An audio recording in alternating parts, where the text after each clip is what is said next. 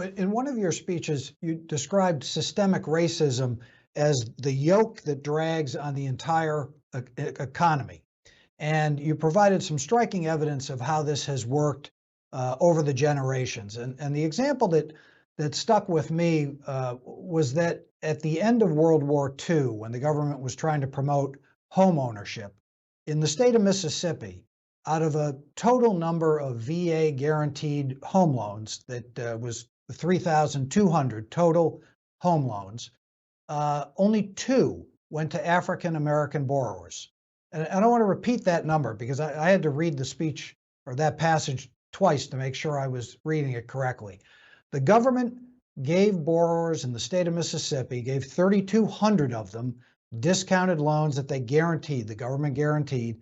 Only two went to African American borrowers.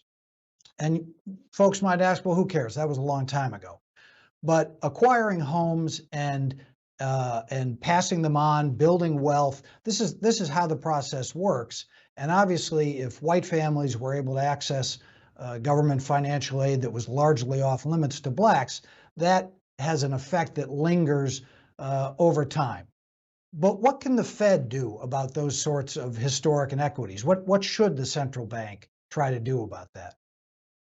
Well, I think that, well, first of all, when I saw those numbers, I had to read them several times myself. That was really just a striking demonstration of the disparities and experiences under ostensibly a single program, which has major implications. In terms of what the Fed should do, I think that just the virtue of you having having those facts in your head is an important contribution.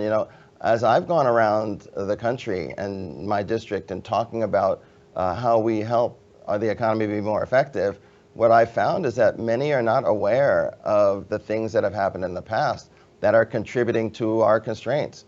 As you appropriately noted, home ownership has been a pathway for wealth building for families throughout the history of this country. And it often becomes the foundation upon which families and entrepreneurs are able to start small businesses, to go to college, and to do a whole host of things that allow them to ultimately be much more productive. And so having folks that are aware, and having the American public be aware of the realities that have prevented some from getting to those experiences, I think can help us have a richer conversation about things we might do to try to make sure that doesn't happen moving forward, and think maybe creatively about how we allow people's ideas to carry the day as opposed to their past financial situations.